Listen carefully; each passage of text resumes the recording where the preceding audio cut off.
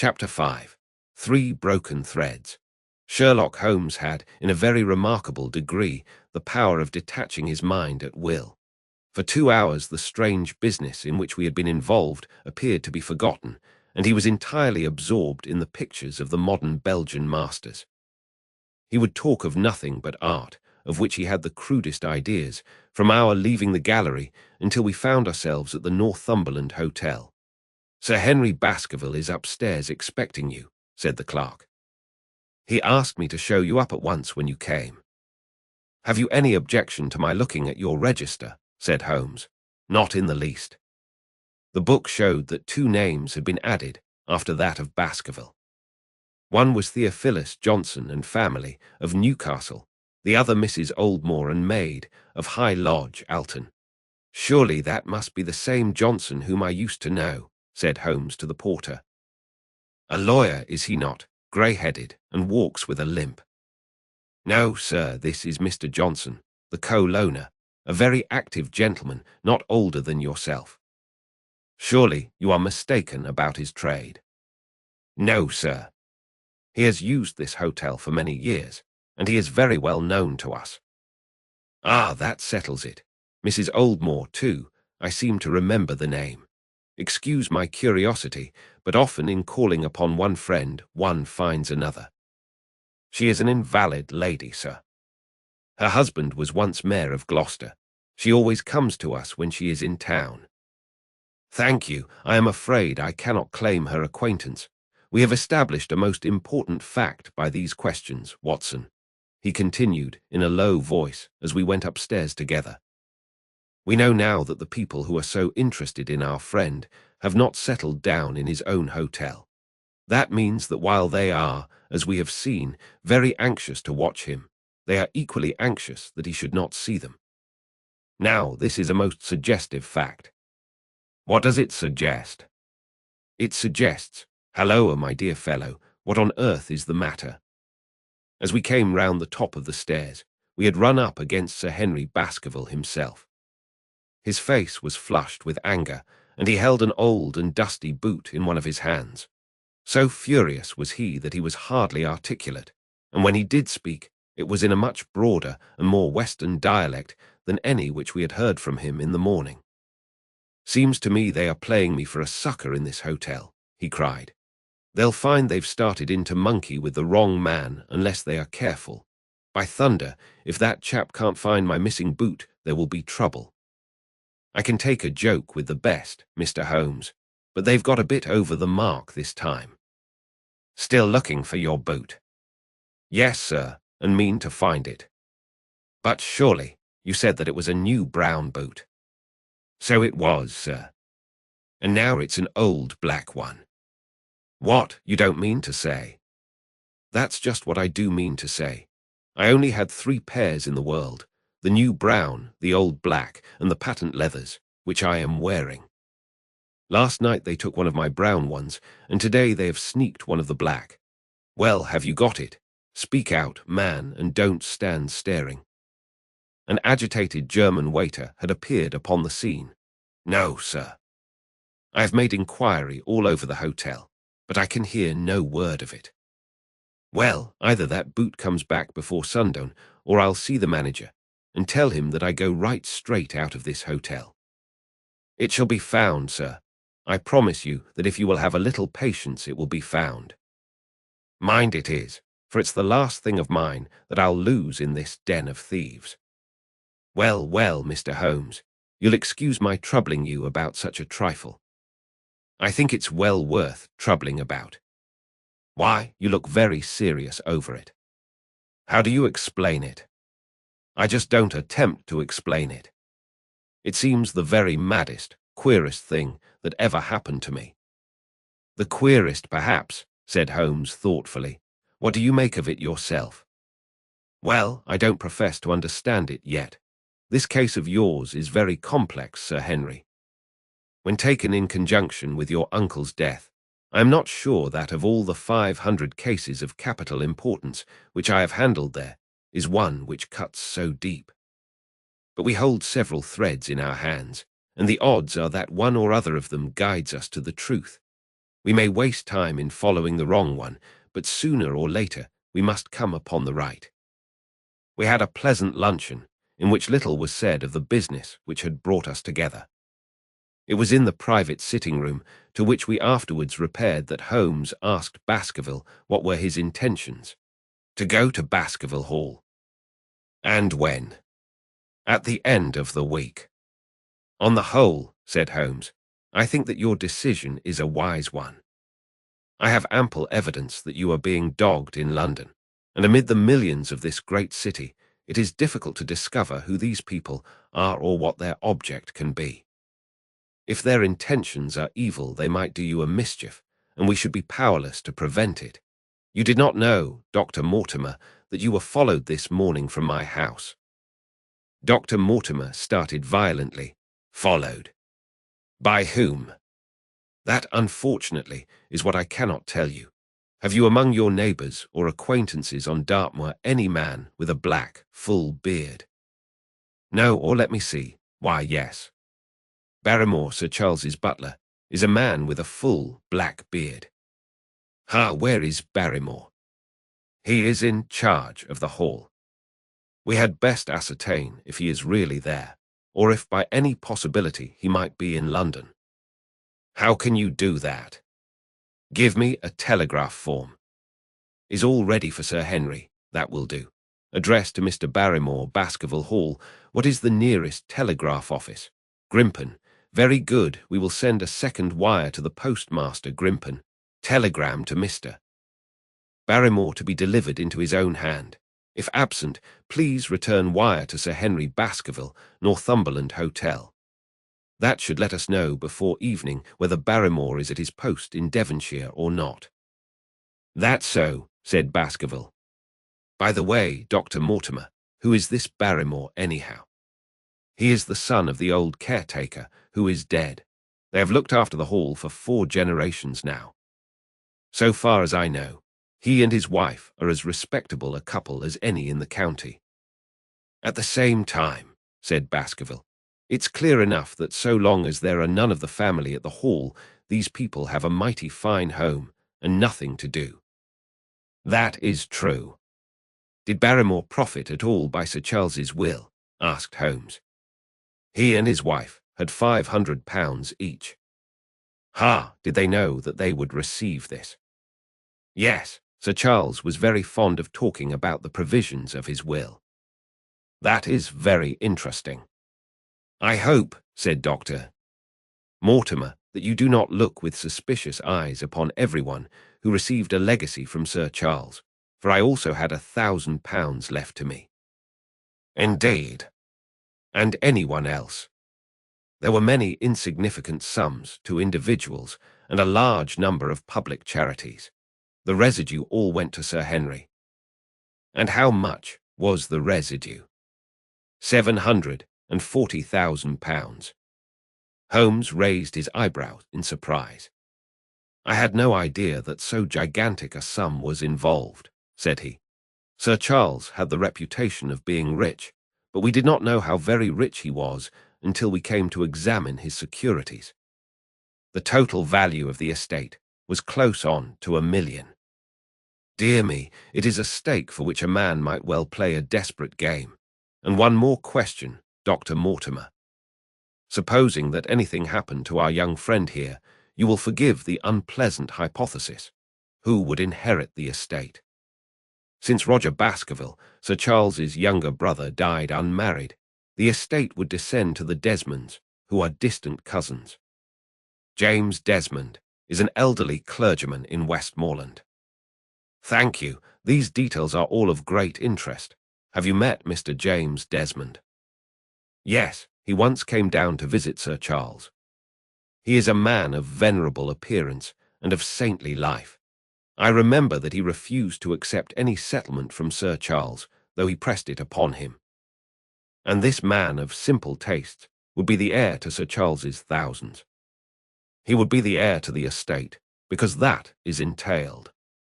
He would also be the heir to the money, unless it were willed otherwise by the present owner, who can, of course, do what he likes with it. And have you made your will, Sir Henry? No, Mr. Holmes, I have not. I've had no time, for it was only yesterday that I learned how matters stood. But in any case, I feel that the money should go with the title and estate. That was my poor uncle's idea.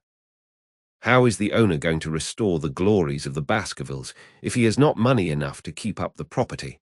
House, land, and dollars must go together. Quite so. Well, Sir Henry, I am of one mind with you as to the advisability of your going down to Devonshire without delay. There is only one provision which I must make. You certainly must not go alone. Dr. Mortimer returns with me. But Dr. Mortimer has his practice to attend to, and his house is miles away from yours. With all the goodwill in the world, he may be unable to help you. No, Sir Henry, you must take with you someone, a trusty man, who will be always by your side. Is it possible that you could come yourself, Mr. Holmes? If matters came to a crisis, I should endeavour to be present in person. But you can understand that, with my extensive consulting practice, and with the constant appeals which reach me from many quarters, it is impossible for me to be absent from London for an indefinite time. At the present instant, one of the most revered names in England is being besmirched by a blackmailer, and only I can stop a disastrous scandal. You will see how impossible it is for me to go to Dartmoor. Whom would you recommend, then? Holmes laid his hand upon my arm. If my friend would undertake it, there is no man who is better worth having at your side when you are in a tight place. No one can say so more confidently than I. The proposition took me completely by surprise, but before I had time to answer, Baskerville seized me by the hand and wrung it heartily. "Well now, that is real kind of you, Dr. Watson," said he. "You see how it is with me, and you know just as much about the matter as I do. If you will come down to Baskerville Hall and see me through, I'll never forget it." The promise of adventure had always a fascination for me, and I was complimented by the words of Holmes and by the eagerness with which the baronet hailed me as a companion. "I will come with pleasure," said I.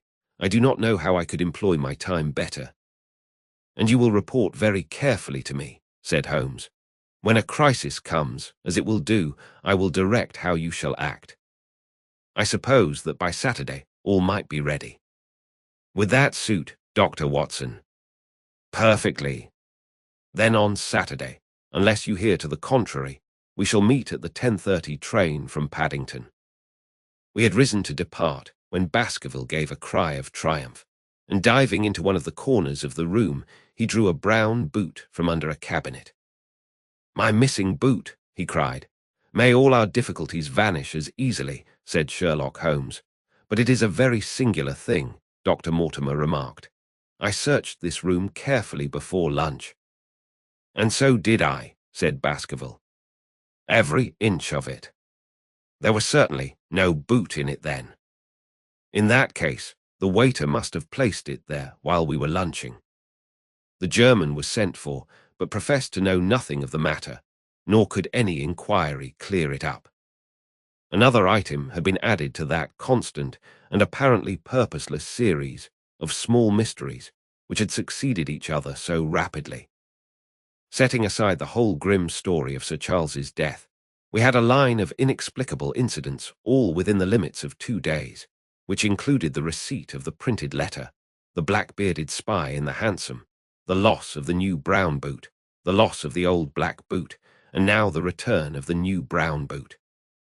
Holmes sat in silence in the cab as we drove back to Baker Street, and I knew from his drawn brows and keen face that his mind, like my own, was busy in endeavouring to frame some scheme into which all these strange and apparently disconnected episodes could be fitted.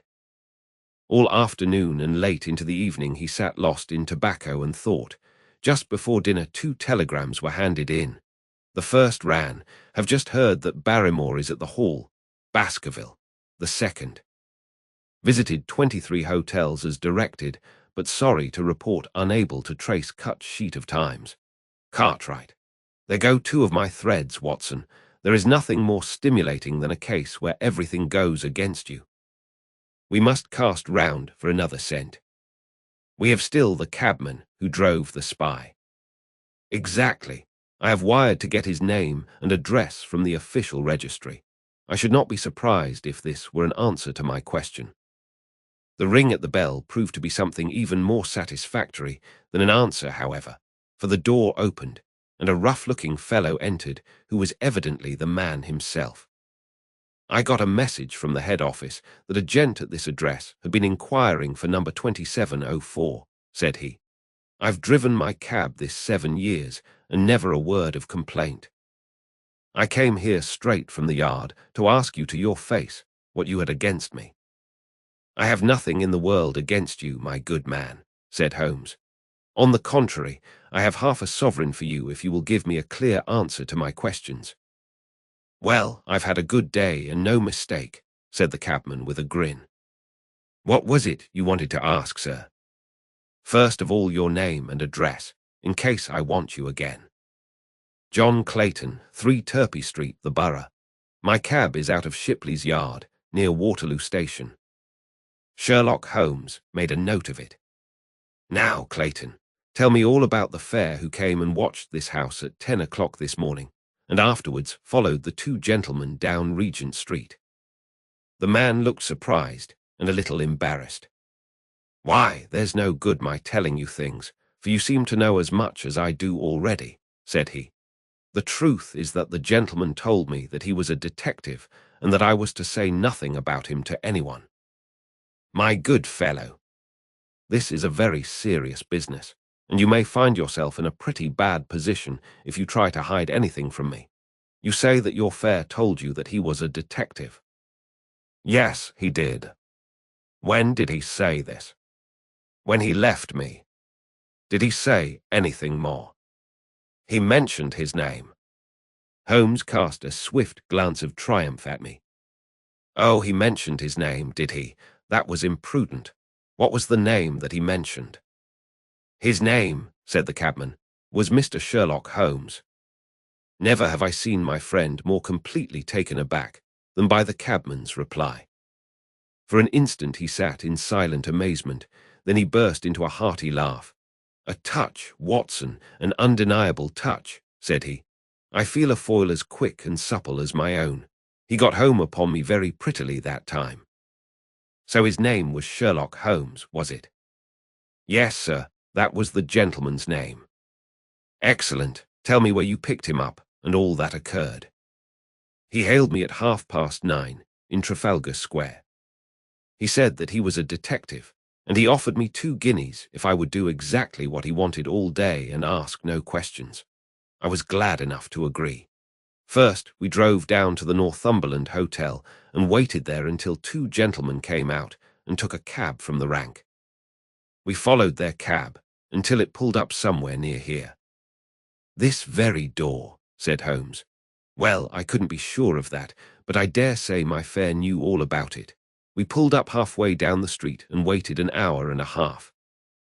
Then the 2 gentlemen passed us, walking, and we followed down Baker Street and along. I know, said Holmes, until we got 3/4 down Regent Street. Then my gentleman threw up the trap, and he cried that I should drive right away to Waterloo Station as hard as I could go. I whipped up the mare, and we were there under the 10 minutes. Then he paid up his 2 guineas, like a good one, and away he went into the station.